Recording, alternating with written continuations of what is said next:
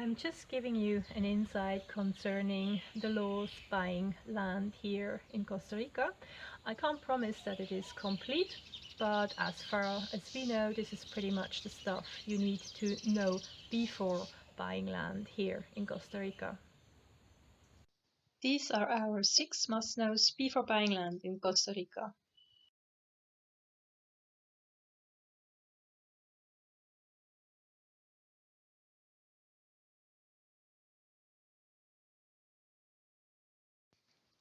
All of these points can be found in the Legal Guide to Costa Rica. Escrow account. This is an account that serves as an extra security measurement. It's an intermediary account to hold the purchase price of the property to be bought.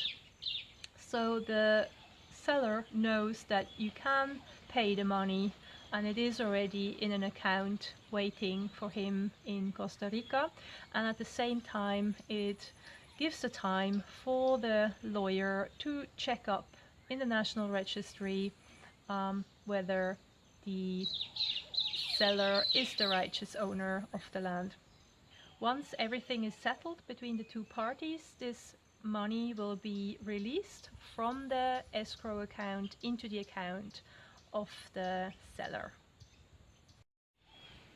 A lawyer of your choice is necessary. He will be the one who is drawing up the contract between you and the seller. It is also highly recommended not to go by the lawyer suggested of the land seller. Just, you don't know if they're buddies and what other intention behind the sale of this land might be.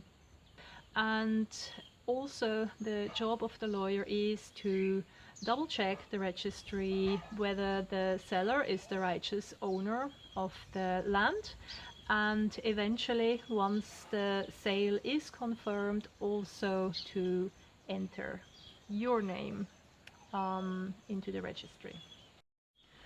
The official fee of a lawyer or attorney is supposed to be 4% of the property value. Entering in the National Registry. This is actually the key task of the lawyer, and once the contract is signed by both parties, he will make sure that your name is entered in the National Registry as the righteous owner of the property.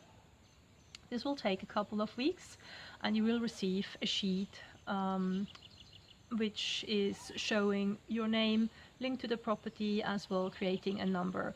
This can be checked by you online to just be sure that it really has been done correctly. The Municipal Registry. This is actually a point that isn't communicated by anybody, but it's not part of the lawyer's or seller's duties. So once you do have all the official documents of the closure of the land by, which means you have the contract and you do have the entry to the National Registry, you will go to the the community center. In German it's Gemeinde, like town hall. So you will go to the Municipalidad and present these documents so they on their behalf can also enter you as the righteous owner of this land.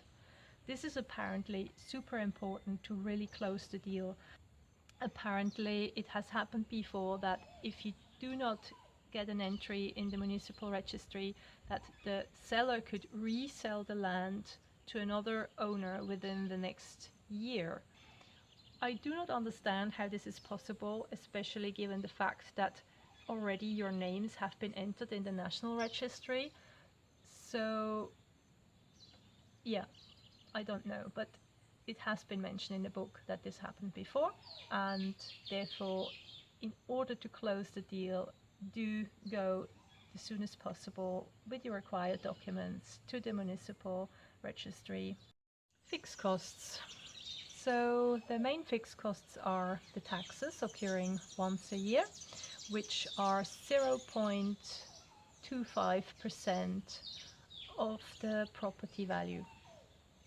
Then there are also fixed costs that are not really talked about. So it is suggested to have somebody maintaining the land in case you plan not to be living here throughout the year. This means, in most of the cases, employing a gardener. This is something we personally did not foresee and also thought unnecessary. We've heard though that there is a very unusual custom, you could say, in Costa Rica, or that it happened before, that if you do leave your land unattended, that potentially somebody could set up camp on your property during your absence. They may maintain it, they may build a house on it, and they also could claim the right of owning your property. To get rid of this person, you might end up with paying him for gardening, maintenance, as well as house built during that year. So absolutely not correct behavior. That's another reason why it's useful that land should be looked, maintained. The minimum one should do is put up a sign that it's private property and a WhatsApp contact. So in case of question, you could be contacted. The Maritime Zone. So this is apparently a law that is not that long ago implemented, which says that land in reach of 200 meters from the shorelines is public property. So potentially somebody could sell you that land because it used to be possible to own land at the shorelines, and therefore I assume there must be also documents around, so it looks to you like you're buying a proper registered property. But the new law says that if your property, land or house lies within the 200 meters from the shore, that you are hypothetically not the righteous owner, although you may have paid for it, although you may own the papers. And you even could be disowned of your house. So not really fair, but apparently that's what is happening. So you're recommended, therefore, not to buy land that is within the 200 meters of the shoreline because it's counted as maritime zone. So now, having shared with you all the points how it's supposed to be done, I'm just giving you a short insight of what we've done actually differently. So we did not open an escrow account because it just didn't feel like the right thing to do. Having already been into conversation with the potential seller for quite some time, and they've been really friendly and helpful. So we just decided that we like to trust that if we transfer the money into the seller's account, that it will be okay. Having said that, once we transferred the money, we had to leave for another house sit the country for 6 months, and we were jokingly saying like, oh my god, can you imagine if we did exactly what's said not to be done, and we would lose our savings. So yeah, but it all worked out fine, and we saved also some money on that by not having an escrow account. The other thing we've done, we went completely against what suggested is, because we didn't know a lawyer and we didn't want to just blindly choose one from the phone book or registry somewhere. We actually did ask the seller whether we could make use of his lawyer, simply because he's had already a lot of dealings with a lawyer and also selling some property. We knew that it's a good lawyer, and since we did trust the seller, we thought, let's just go with it, and we've got a good lawyer.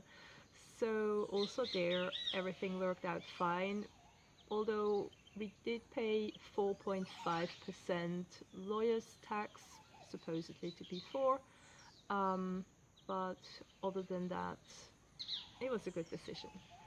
So yeah, and everything else worked out, and yeah, I hope it will work out for you too if it would be your choice to find some land here in Costa Rica.